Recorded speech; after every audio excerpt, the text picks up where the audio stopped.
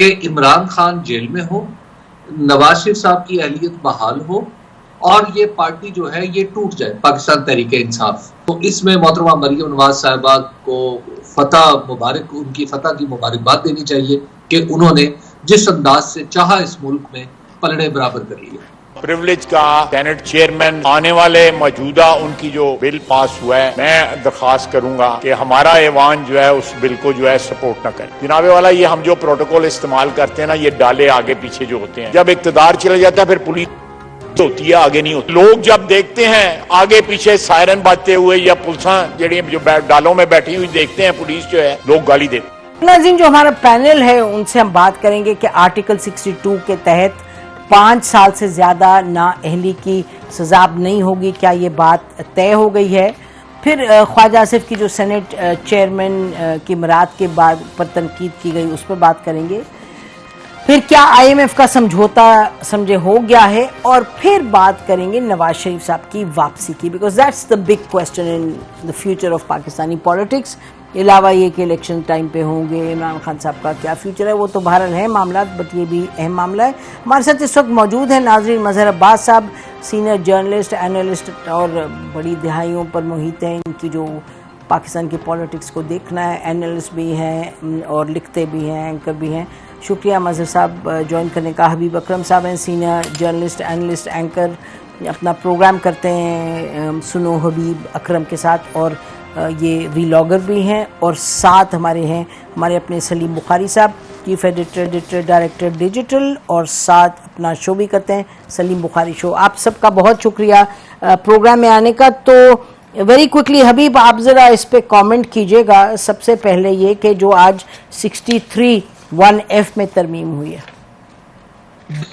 دیکھیں، یہ ترمیم جو ہے یہ بالکل آن دا کارڈز تھی۔ اس کی وجہ یہ سال اپریل میں یہ حکومت وجود میں آئی تھی، تو اس کے فوراً بعد ہی جب اسمبلیاں ٹوٹی 2 صوبوں کی، تو محترمہ مریم نواز صاحبہ برسر جلسہ یہ کہا کرتی تھی کہ پلڑے برابر کریں، اور ان کے پلڑے برابر کرنے کی تعریف یہ تھی جو انہوں نے خود فرمائی تھی کہ عمران خان جیل میں ہو، نواز شریف صاحب کی اہلیت بحال ہو اور یہ پارٹی جو ہے یہ ٹوٹ جائے، پاکستان تحریک انصاف۔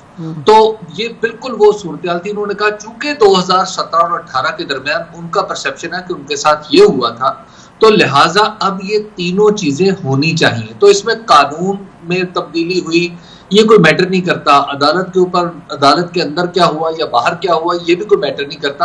لیکن بہرحال آج جو اس کی حتمی منظوری ہے، میں سمجھتا ہوں کہ وہ پلڑے برابر ہوئے ہیں، چاہے اس کے لیے قانون کو توڑا گیا ہے، مروڑا گیا ہے، کیونکہ 62(1)(f) کے اندر جو ترمیم ہے اس کے بارے میں تو بعض قانون دان یہ بتاتے ہیں ہمیں کہ وہ جب تک دستور میں نہ واضح ہو یہ اس طرح قانون کے اندر نہیں کیا جا سکتا۔ لیکن بہرحال پاکستان میں اس وقت چونکہ بازو مروڑ کے قانون بنوانے کا، فیصلے لینے کا اور فیصلے کرنے کا عمل جاری ہے، تو اس میں محترمہ مریم نواز صاحبہ کو فتح مبارک، ان کی فتح کی مبارکباد دینی چاہیے کہ انہوں نے جس انداز سے چاہا اس ملک میں پلڑے برابر کر لیے۔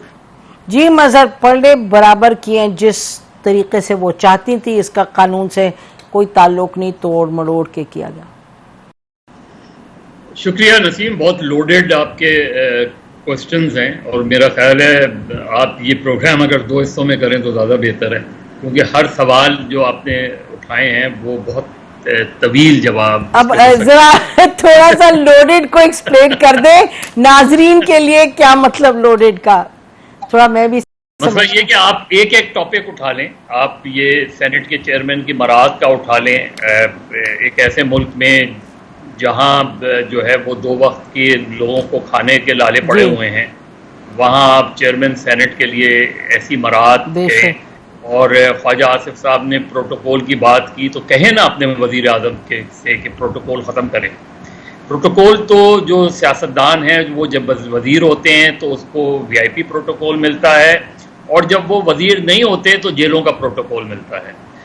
دوسرا آپ IMF کا اٹھا لیں، IMF کا بھی سوال بہت لوڈڈ ہے۔ آپ سوچیں، ٹاپک کو سوچیں۔ آپ IMF کل تک یہ بات کی جا رہی تھی کہ جی ہمیں گلوبل جو ہے پالیسیز کا وکٹم بنایا جا رہا ہے، تو کیا اب وہ ختم ہو گیا؟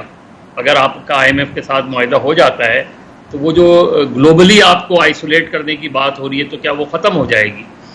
پھر آپ یہ اٹھا لیں، ہم یہ کہتے ہیں کہ جی جب تک آئین میں ترمیم نہ ہو اس وقت تک یہ چیز نہیں ہو سکتی، اور یہ 62 اور 62(1)(f اور یہ جتنے 8ویں ترمیم سے لے کے آپ ترامیم اٹھا لیں، وہ ساری ترامیم جو ایک یا دو آمروں نے کر دی، ہم نے یہ سوچا ہی نہیں کہ ان ترامیم کو تو ویسے ہی اسکریپ کر دینا چاہیے، کیونکہ آمریت جب بذات خود ہی جو ہے وہ اس کا کوئی وجود نہیں ہوتا، اس کی کوئی ایکسیپٹیبلٹی نہیں ہوتی، اس آمروں کی ترامیم کو آپ آئین کا حصہ کیسے رکھ سکتے ہیں؟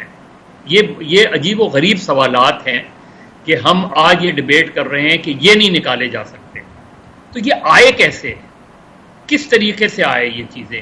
اور ہماری بدقسمتی ہے کیونکہ جب ہماری پارٹیوں کی 2/3 میجورٹی نہیں ہوتی، کوئی وہ نہیں ہوتا، تو ہم آئین ترمیم کرتے ہیں، اور جو ترمیم کی جاتی ہیں اس وقت ان ساری چیزوں کو نظر انداز کر دیا جاتا ہے کہ ترمیم کرنے والے کو ملک میں حکومت کرنے کا رائٹ نہیں تھا، اس کو ہم نے آئین میں ترمیم کرنے کا بھی رائٹ دے دیا۔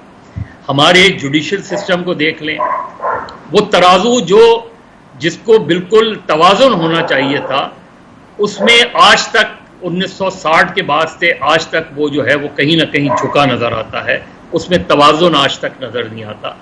تو میرا خیال ہے یہ آپ 62(1)(f) سے 2 لوگوں کو ریلیف مل جائے گا، 4 لوگوں کو ریلیف مل جائے گا، ہونا چاہیے۔ میں بھی ذاتی طور پہ تاحیات نااہلی کے خلاف ہوں کہ آپ کس طرح ایک سیاستدان کو کسی ایک کیس میں نااہل کر کے ساری عمر کی زندگی کے لیے اس کو نااہل کر سکتے ہیں۔ میرے نقطۂ نظر سے سب سے بڑی اکاؤنٹیبلٹی لوگوں کی ہوتی ہے، وہ اس کو ریجیکٹ کریں، اسے ایکسیپٹ کریں۔ اکاؤنٹیبلٹی کا اپنا ایک میکینزم ہوتا ہے۔ پاکستان میں اکاؤنٹیبلٹی کو ایوب خان کے زمانے سے آج تک صرف سیاسی مقاصد کے لیے استعمال کیا گیا، اور ہم ان سبق نہیں سیکھتے، ہمارے سیاستدان سبق نہیں سیکھتے، ہمارے حکمراں سبق نہیں سیکھتے چیزوں کو۔ یہی ترمیم بہت اچھی ہے، لیکن یہی ترمیم اگر کسی ایک ایسے ماحول میں ہو رہی ہوتی جہاں تمام سیاسی جماعتیں پارلیمنٹ کا حصہ ہوتی تو شاید زیادہ بہتر ہوتا، زیادہ بہتر چیزیں ہوتی۔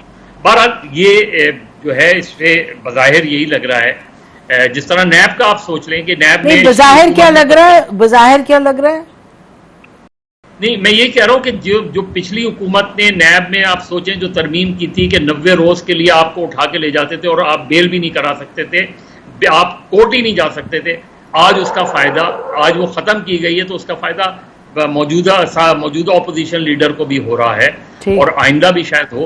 اسی طریقے سے اس ترمیم کو اگر اسٹرائک ڈاؤن نہیں کیا کورٹ نے تو میرا خیال ہے اس کا فائدہ صرف ان 2 شخصیات کو ہی نہیں ہوگا، شاید آنے والے وقتوں میں اور کو بھی ہو جائے۔ ناظرین بریک لیتے ہیں، اس کے بعد سلیم بخاری صاحب کے پاس آئیں گے، یہ بہت سی باتیں کی گئی، ان کی اوپینین لیں گے اس پہ۔ Stay with us.